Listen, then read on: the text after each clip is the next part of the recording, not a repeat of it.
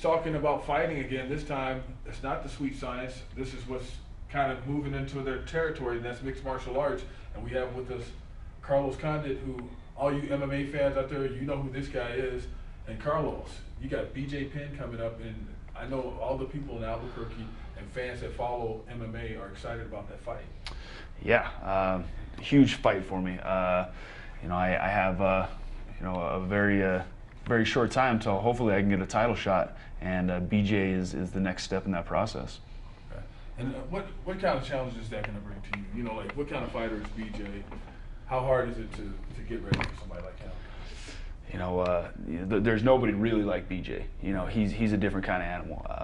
He's very well-rounded, has incredible ground skills, has really effective striking, and you know, he's just he's a warrior. You know, mentally he's just very strong. So you know, I have my work cut out for me, but you know, I love a challenge.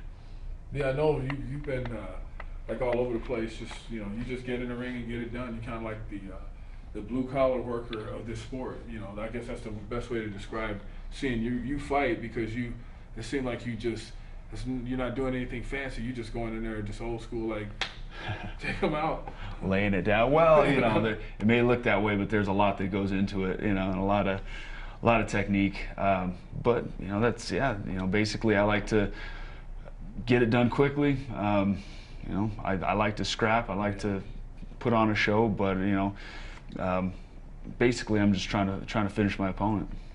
You know, with this being like the epicenter of MMA fighting, you know, Jackson, Winklejohn, and those guys are here. Mm.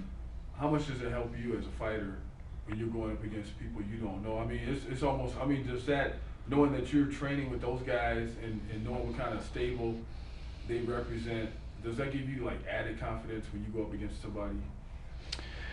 Without a doubt. Training with Greg Jackson, Mike Winklejohn, you know, is an incredible confidence booster. But also training with the guys, the training partners that I get a chance to spar with every single day. Yeah. Guys from all over the world, all different backgrounds, you know, different martial arts. I really get a lot of different looks, you know, by going 20 minutes from my house. I mean, yeah, that's to your advantage too, because of the fame. Now you have all these different fighters from all over the world wanting to come and train here. Mm. And that, you know, as far as the fighters go, I mean, that's a hodgepodge. I mean, everybody's just nibbling off. It's like one big donut, and everybody's taking a bite off of it. Yeah, absolutely. We got tons and tons of you know, well-known talent. You know, guys who are in the UFC, but there's a wealth of talent who are undiscovered, and these guys who, you know, you haven't heard of yet, but you will in the next couple of years. Is that fun for you to watch the guys who are coming up? You know, maybe you see a young guy coming up and you're like, oh, you see him do something else and you're like, oh, that guy's from our gym. Mm-hmm. Is that fun to watch somebody develop like that? I mean, kind of like yourself. Yeah, absolutely. You know, I was a young guy, you know, trying to make in the sport at one time, and you know, I know that there's, you know, a lot of young guys trying to do the same now, and you know, guys come into the gym, and I try to share my knowledge and help them in whichever way I can. WEC champion, you were that, and you know, like, you're not currently holding a title now, but what is your future? What do you want to do? What do you see as far as like the course you've mapped out? Well, right now my goal is to get the UFC welterweight title belt around my waist. You know, I'm a fight away from getting a title shot, and you know, I've been fighting for about 9 years now, and you know, that has been my ultimate goal the whole time, and so I'm pretty close to achieving that. So right now that's my focus. But you know, in the long run, you know, I want to, you know, continue to put on exciting fights and continue to entertain fans. So that BJ Penn fight is huge for you, man, because you can't, you know, like, you don't have no setback, you know what I mean? Yeah, you know, it's absolutely the biggest fight of my life, and you know, probably the toughest opponent that I've ever faced. But you know, I think I'm up for the challenge. Now, the main event is going to be Diaz and who? George St. Pierre, the current title holder, okay, and Nick Diaz are going to fight for the title. And that's going to be October, and location? October 29th, Las Vegas. Not exactly sure whether it's going to be at MGM or Mandalay, but yeah, Las Vegas, Nevada. When you know, like when you see all the lights and all the hoopla surrounding the fight. You got to come out and get knocked and and fight somebody.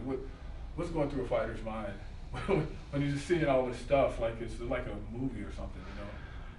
You know, for the most part, I'm pretty much focused on my opponent. You know, I honestly block a lot of the other stuff out, and just, you know, focus on my business. You know, afterwards sometimes I get a little bit overwhelmed. Like, wow, you know, I didn't realize how many people were actually out here cheering and watching before I got in the cage. But you know, when it's over, you're like, you know, a lot of people. when you watch it on TV, when you go back and watch like your match, does it freak you out? Does it look like what you think it would look like? Or because the reason I ask you that, I remember like you look at highlights of when you played sports. You know, all of us who've played sports before, and you see your highlights, and it doesn't look like it didn't feel like what it looked like. You know what I mean? Yeah. In the beginning of my career, it was like that. You know, you were doing a lot of things just instinctually, and after the fight, you hardly even remembered it. But these days, I feel like I'm much more relaxed in the cage. Yeah. So you know, I kind of have my mind about me a little bit more, and you know, I can pretty much recall everything that happens now. Okay. All right. Well, Carlos, anything else you want to share with us? You know, no, not really. I thought you were getting ready to drop a bomb on us, man, or something like that. No, you know, I'm you know, excited to be representing Albuquerque in the UFC, and hopefully bring that title belt back before too long. You know, that makes me ask one more question. How is Albuquerque seen in the MMA market because of all these fighters come out of here? You know, it's definitely putting Albuquerque on the map, and you know, we don't. You know, not a whole lot of people know about Albuquerque, but you know, when you see consistently fighters coming out of here and performing and winning in spectacular fashion, you know, people kind of start to wonder, you know, what the hell's going on there. Does Wink ever want to have any flashbacks and fight you guys? Mike Winklejohn was a tough guy back in the day, man. Without a doubt. Turn on ESPN Classic sometime, you could catch him late night kicking some behind. Oh yeah, absolutely. And you know, having Mike with his wealth of experience and his knowledge, you know, is just it's an amazing resource, you know, in preparing for our fights. Yeah, that guy was totally legit. Carlos Condit, you know him. You want to know more about him? He's going to be fighting October 29th against BJ Penn. Carlos, thank you for coming to the Sports Office. Until next time, we'll see you later.